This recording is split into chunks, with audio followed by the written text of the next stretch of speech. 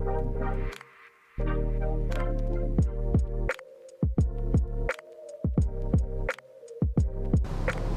this is Will Knight. We are back with another podcast, All About Nothing, and we are at the distillery of Whiskey Thief in Kentucky. And we are joined today by the owner and CEO of Whiskey Thief. Introduce yourself. Yes, my name is Walter Zausch. I'm the owner and CEO, as you mentioned, of Whiskey Thief. I've been the owner for going on 5 years. Okay. The distillery itself is 13 years old. Okay. As of this coming September. And so we've been making whiskey out here for a while. You know, one of my favorite things about whiskey is it gives you that Kentucky hug. Oh, yeah. So tell me about the Kentucky hug. The Kentucky hug, yeah. It's that warmth you get. Uh-huh. I mean, really, if you're speaking scientifically, it's from the ethanol that you get that little warmth. Okay. And you especially get it with ours because everything we're tasting is straight out of the barrel, uncut and unfiltered, meaning it's at barrel strength. Okay. So, for instance, this bourbon that I just pulled from the barrel back there is at 117.8 proof. Okay. So, and that's the way it aged out. So it went into the barrel. I think this one went in at 125, and the proof came down as it aged down to 117. So now my next question is, how did you become a whiskey owner? Man, it's a long story. I mean, you started off. off. This podcast? No, we don't have that long. So, but you started in IT. Kind of. I started in architecture, actually. I went to architecture school at the University of Kentucky. Okay. Not far from here, in Lexington. And then moved to California. My girlfriend, now wife, got a job offer in LA out of school. She also went to architecture school. So we moved to LA, and I discovered that I didn't love the practice of architecture. I liked it, and I love architecture still, but I didn't love the business of it. Okay. So ended up meeting a guy who worked for Apple, and next thing I knew, I was interviewing with Apple Computer, and in the early days of the retail stores, I think when Apple Retail, when I joined, there were maybe 7 retail stores, something like that. Right. And then Apple moved us up to the Bay Area, out of LA, and went to Microsoft. Long story, trying to make it short. Lived in Chicago for a period. Yep, lived out in, opened that store at Oak Brook. All right. Cubs or Sox? Oh, well, when I lived there, I mean, I'm reluctant to say that I grew up a Cardinals fan. So my dad's family's all from St. Louis. So I come by, honestly. But when I was there, it was all Cubs. Although I loved going to Sox games because Sox the games are experience good. out there was I'm great. a Cubs fan. Yeah, I'm a Cubs fan. But nothing beats Wrigley and Cubs. Exactly. Now, it became very difficult when the Cardinal Nation, or whatever they call themselves, would invade Wrigley. What was I supposed to do? I didn't know what to do. So you take your Cubs cap off and you put your whiskey cap on. Exactly. You put the whiskey cap on. Exactly. I go, I'm a Kentucky Wildcats fan for this game. There you go. So, any case, was living in Chicago. We wanted to get back to Kentucky, and career things, you know, Microsoft really wanted me to live in Seattle. I was working for Microsoft at that point. Wanted me to live in Seattle, and we wanted to kind of put down roots in Kentucky, which we did. I have two small boys at that time, and all of our family was here. And so got back to Kentucky, worked for a technology startup here for a while, and then it was like, okay, what am I going to do now? And I'd always been a bourbon fan. There you go. And so one thing led to another, and I started a little company, and I guess made some good decisions along the way. And this place was where I stored barrels and did bottling. So I got to know the owner here.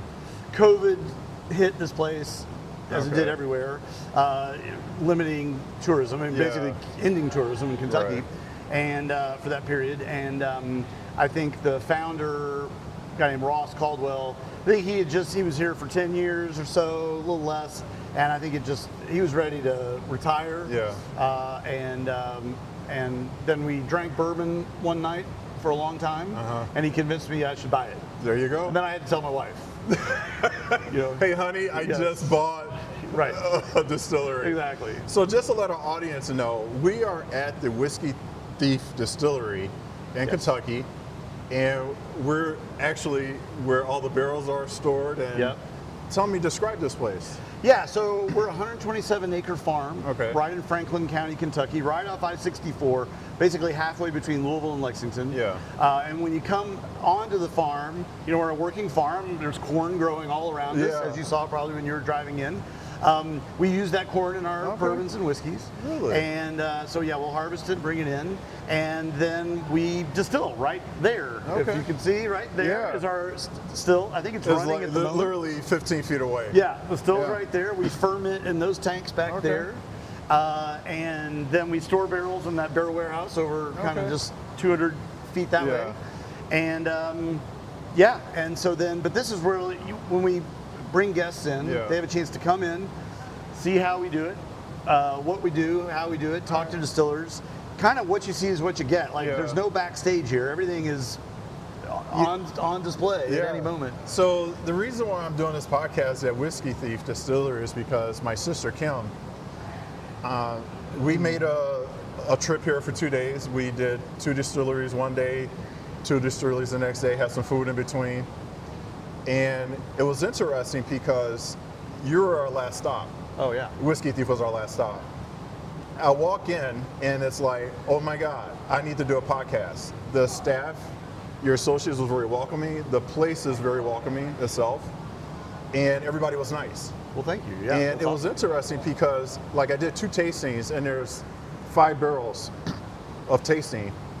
Or you taste out of 5 barrels. Right. And it was interesting. I said, so I'm going to taste 2 now. Can I come back? He goes, yeah, sure. Just come back when you're ready. Have a seat over there. And I'm like, this is cool, you know. So how did you come up with that, like tasting out of the barrel itself?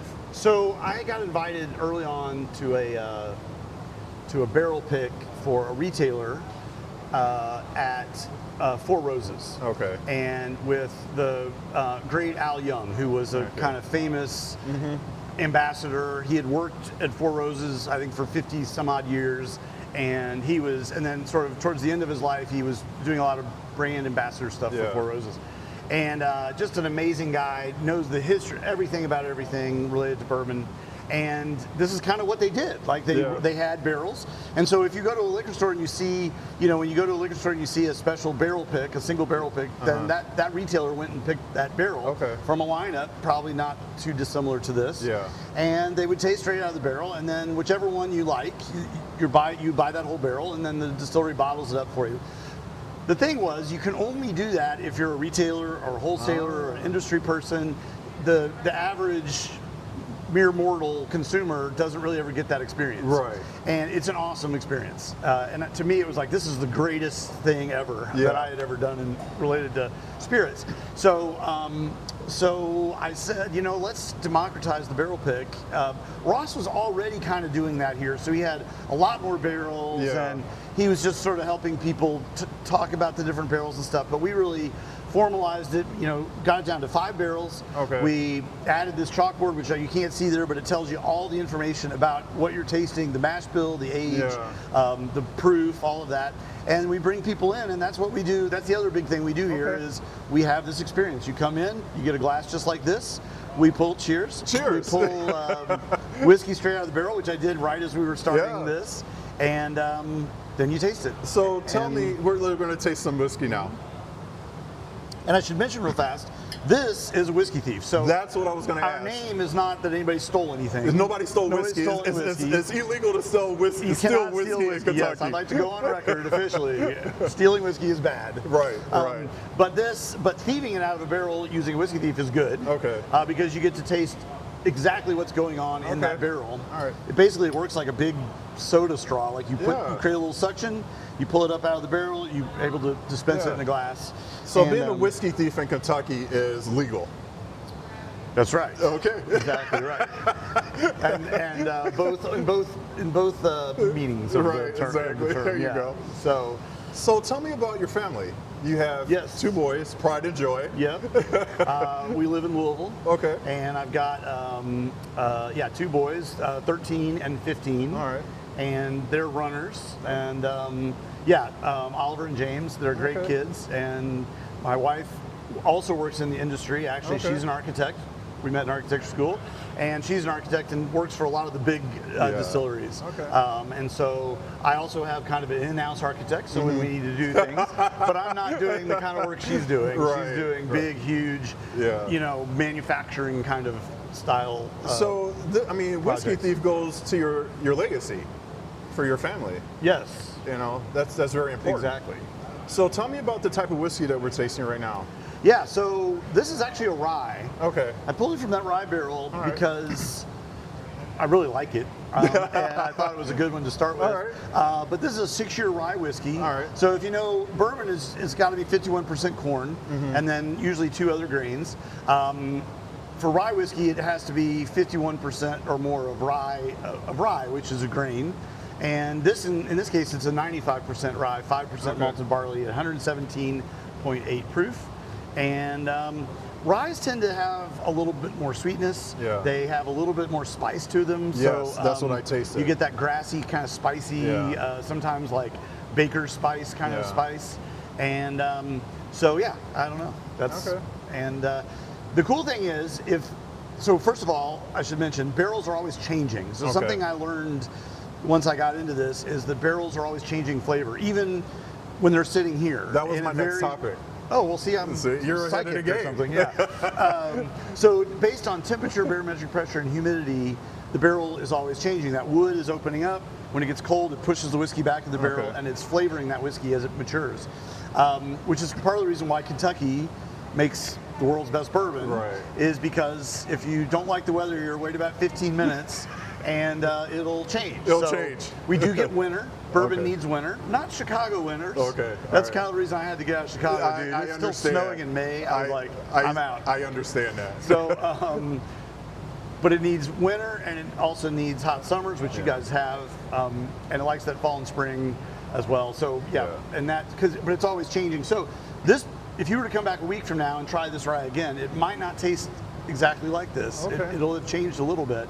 Sometimes for the better. Sometimes they'll go on downturns, and I'll go, But invariably, everybody tastes differently. So for me, because I'm kind of a sweet taster, if a barrel starts to be a little more bitter, I'm like, I don't know. But then, but there's 2 people in line behind me going, oh, that's the best one. That's the best one, right. I can't. Who am I to say what people like? You know. Right. So that's why we let people taste from 5 barrels. Okay. They're all different. They all have different characteristics, mash bills, ages, proof.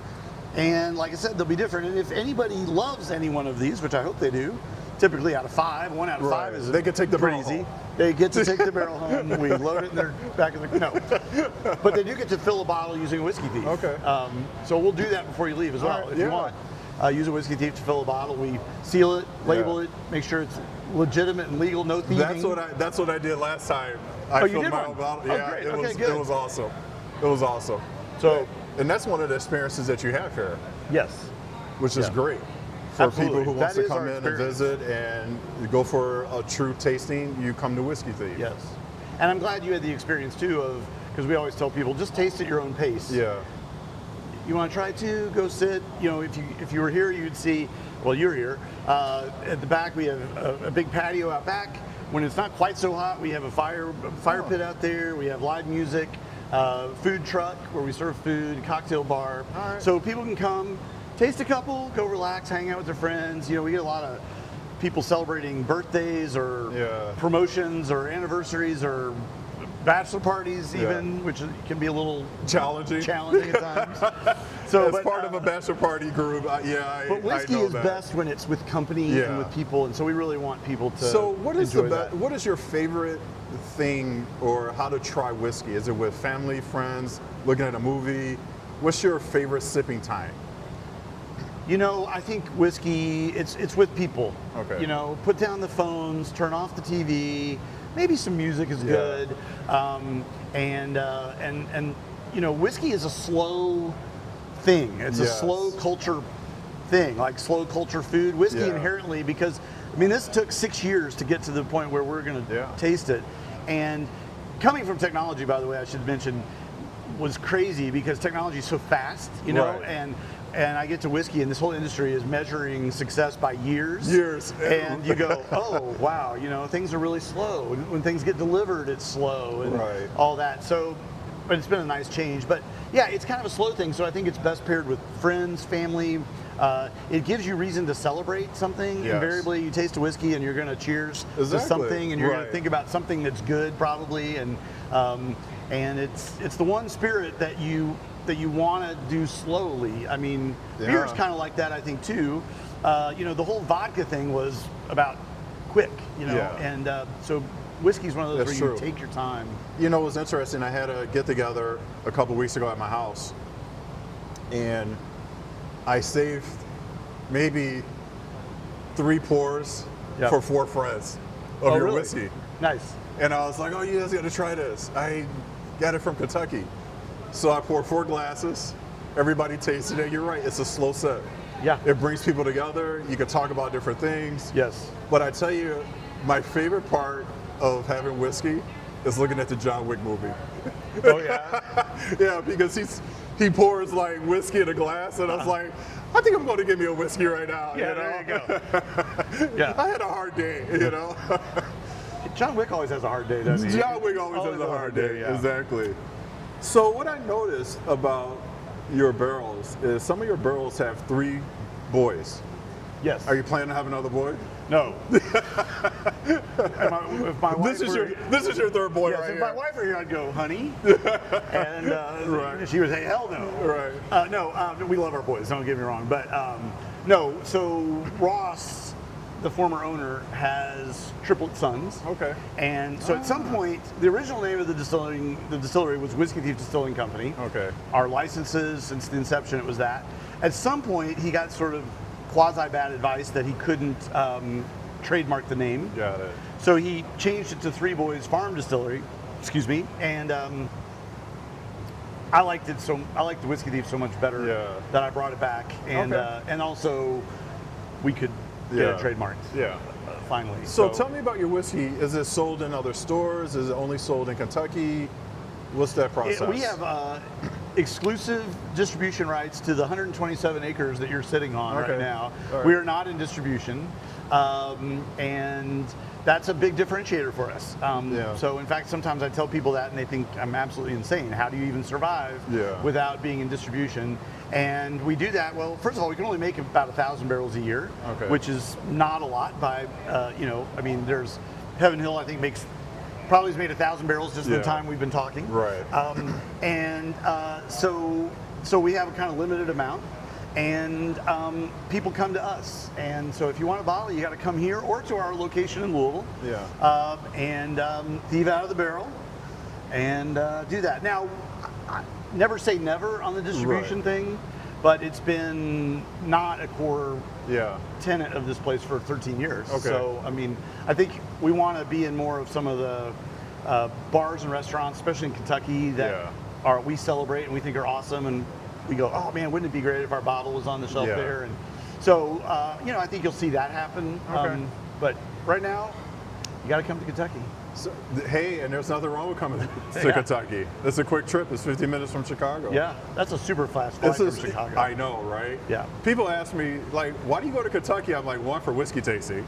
Right. And one is Kentucky bourbon or whiskey. Yeah. So that's for me, that's the true sign of really good. In fact, I think you can get from Chicago to Kentucky faster than you can get from like Lakeshore Drive to like Naperville, right? I mean, So 5 o'clock on a Friday, exactly. Definitely. So tell me about the grounds here. Like, did you acquire all this? Was it? Yep. And so 127 acres. It as about as Kentucky as you get, rolling hills, especially this part of Kentucky, getting more towards horse country, which is a little east of us. But farming has always happened here. Whiskey's always been made. Frankfurt is one of the huge capitals of bourbon with Buffalo Trace there, and there were lots of old historical distilleries. Some of them don't exist anymore, but Frankfurt was always a place. Lawrenceburg, which is very close to us, Mary Dowling was in Lawrenceburg, and there was a lot of stuff that happened, a lot of bourbon history in Lawrenceburg. So we've got the terroir of bourbon right here. And then we farm it. So we have about 25 acres we farm for corn. There's some cows on our property. We did see cows. Yes. They're the neighbor's cows technically, but they're very happy. And then we've got some goats. The goats are more for the customer enjoyment because they do nothing of use to us really. They're delightfully cute and they're little baby goats, and we have fun with them. But I don't think they don't, for what we pay for them. Yeah. They don't do anything. They're Okay. really lazy, All right. and they're Yeah. not all that helpful. So but they're delightful. So yeah. we're going to go back to whiskey, and so tell me about the awards that you won on your whiskey taste. Yes. So we enter some of, I kind of hand select certain things that we want to enter into the awards, and there's some great competitions out there. For me, I'll be honest with you, and this is probably also, if any distiller is listening to this, they would think I'm crazy. I think a lot of distilleries do the awards as a marketing, they do it on the front end. Yeah. Typically what I do is I go, oh, this barrel is amazing. Let's pull some bottles from that and send it to the awards, and then we drink the rest of the barrel. And then we win double platinum in San Francisco or whatever, and I go, and everybody goes, oh, we want to buy that bourbon. I go, oh, we drank it. Sorry, or somebody else drank it, right? It's gone. It's gone. It's gone. So now we're kind of thinking about our awards thing, but for me, it's more just, I see it as kind of a litmus test to know how are we doing. Yeah. And how do we stack up against the competition? Is it, if I think something is really good, do other people? Or is it just my own, you can't get high on your own supply, you know that deal? And so, that's where we approach it. But it's always great. I mean, and we do well. Been winning awards, which is very exciting. Nice. So yeah, gin's kind of our hobby. Okay. So tell me about the gin, because I used to be a gin guy. Then I switched to whiskeys and bourbons and scotch. Got it. Well, you might be a gin guy again. So one of our distillers, a woman named Kelly Tennille, who you just met, she won the Moonshiners. I'm always at the Moonshiner show on Discovery. Okay. She won the Master Distiller Challenge, I think 2 seasons ago. So it's kind of like a reality show kind of deal where they pit master distillers against one another. And we were lucky to get her on our team. She was from Kentucky. She was in that show, and we got her on our team. And one of her specialties is she knows everything there is to know about botanicals. Okay. So what's grown, what the flavor profile you get from all these different, mugwort and all these crazy botanicals, exactly what kind of flavor you're going to get off them. And then she can basically put together a recipe of those botanicals, and we make it, and that's still right there. And then you basically are pushing that vapor as you're distilling essentially vodka. You're pushing it through those botanicals, that vapor through those botanicals, and it takes on the flavor of that botanical mash bill. Botanical bill, whatever they call it. And so when she first applied here, I said, hey, okay, here's your job interview. And I paid her to do it, but distill me a gin that I would like to drink neat. Like I like to drink whiskey neat. Nobody drinks gin neat, by the way. I mean, that's not really a thing. Yeah. But she did, and I'm like, damn, this is pretty good neat. And so that's been kind of our shtick is that it's gin you could drink neat. If you want to. It's also great with tonic and whatever you want to do with it. We'll take it. I have to work today, but we'll try it. Exactly. I'm in Kentucky. Aren't you working now? I am working now. Cheers. Cheers. We're here to work. I'm working now. Yeah.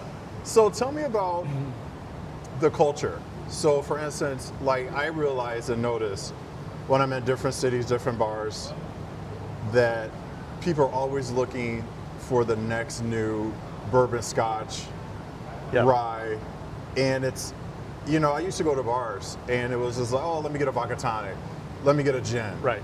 Now people are like, let me get a whiskey. Right. What type do you have? Yeah. And you see more bars throughout the United States carrying more of brown liquor, which is great.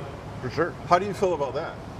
Well, I love that. We're not vodka thief. You're not We're vodka thief. Whiskey so thieves. I love that part. Okay. No, I think what it is though, and you see this in studies they're doing about, especially some younger generation, the Gen Zs and the whatever the one after that is, and millennials, and even I think adults. You're probably Gen X. We're Gen X. Yeah. I think you want something that's a little bit more of an experience. Yes. And so, hey, I want to try this spirit. I mean, there's kind of infinite variabilities Yeah. with whiskey. Even after you get through the age and the mash bill and the yeast and which Yeah. corn did you use and is it finished in this barrel or what barrel was it aged in, all those things. Even just once you're in the barrel, it's always changing. So Yeah. there's this kind of infinite variability. So every time you order a whiskey, you have the opportunity to try something that you've never Right. had. And it come with that, you'll have some different response. Oh, I like that. I don't like Yeah. that. Oh, I'm starting to like that. I don't know if you've noticed, but just sitting here, I saw this has yes. changed a little bit. Just Yes. us sitting here tasting it, I feel Yeah. like it's changed.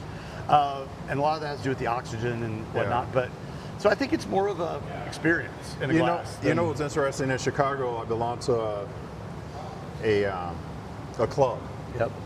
whiskey club, and we order our own barrel. It was 5 of us. We ordered our own Okay. barrel, small barrel.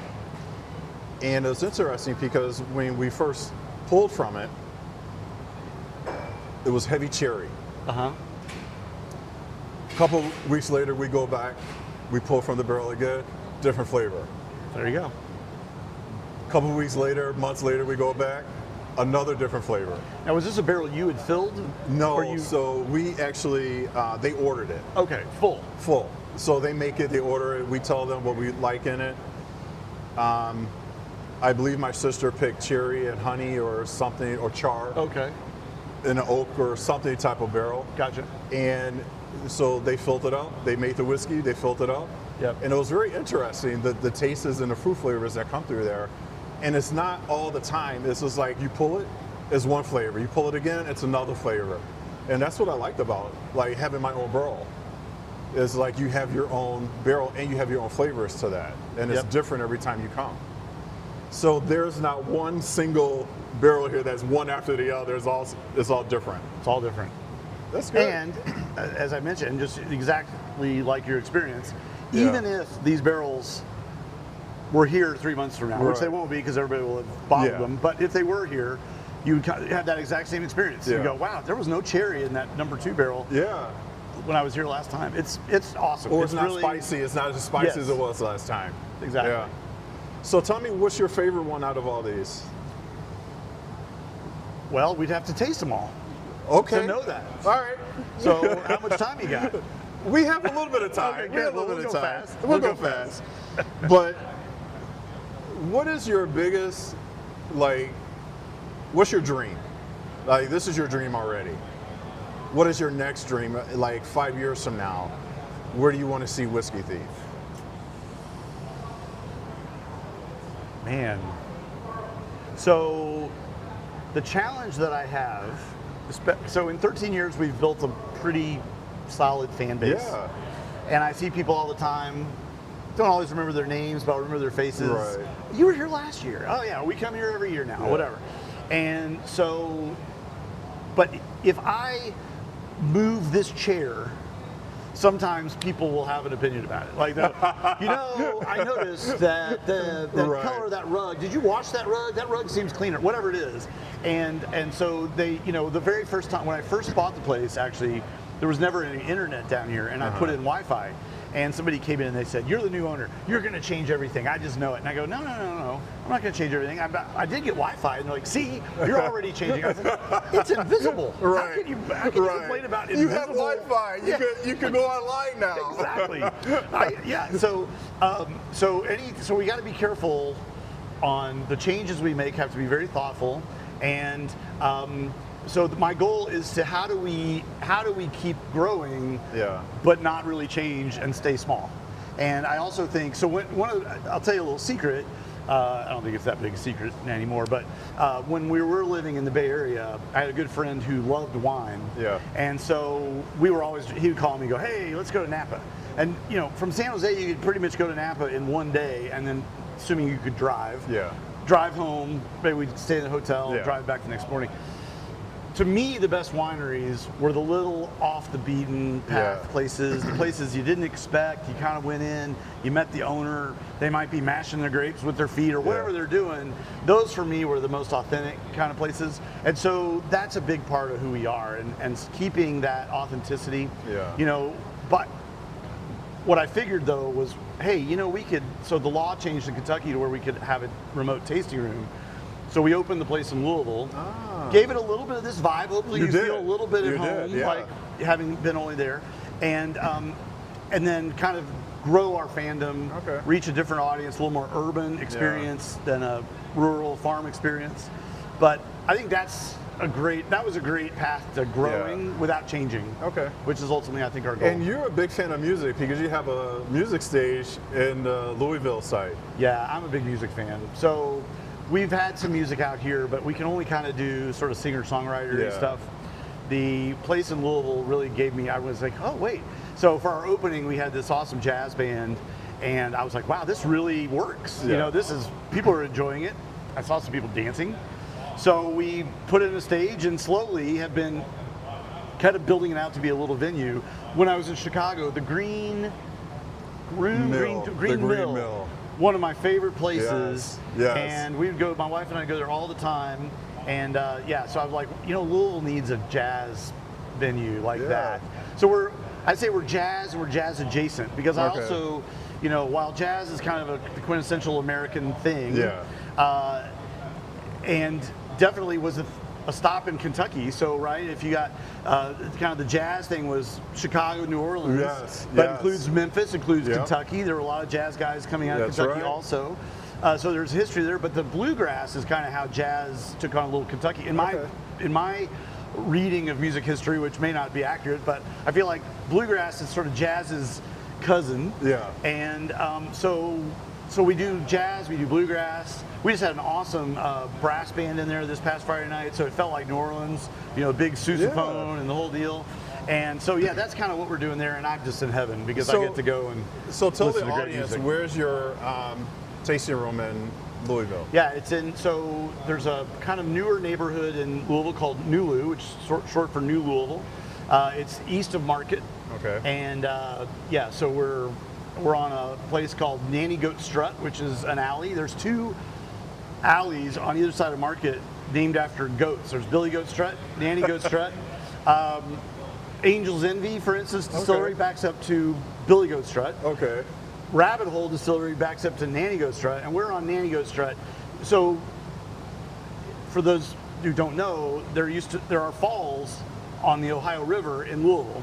And so before there were fancy locks and stuff, basically everybody would have to get off the boat so they could get through the locks and get through the falls, and then they would get back on the boat. And so river traffic could continue down the Ohio to the Mississippi and on to New Orleans, which is where bourbon was going too, by the way. And when they had to get off the boat, there was nothing to do. So people figured out, hey, we could do goat races, and people could gamble on goats. And that was a pastime during that period of Louisville's history. So those 2 alleys were where people were racing goats. Which is why we have goats out here. And those goats have raced, actually. We have horses or goats? Which one would you pick? Well, horses, for sure. I mean, You're in Kentucky. Yeah, I mean, the goat races I've seen usually involve somebody leading the goat down. The goat might be only as fast as their runner. But regardless, it was something to do and pass the time. And while, they couldn't bring a full horse to the deal, they brought little goats. And so we're on Nanny Goat Strut right there in New Lou. All right, so we're going to be wrapping this up. So I got a question for you. Yes, sir. Something to think about. What is one piece of advice your mother, father, grandparents gave you that you want to pass along? That's a good question.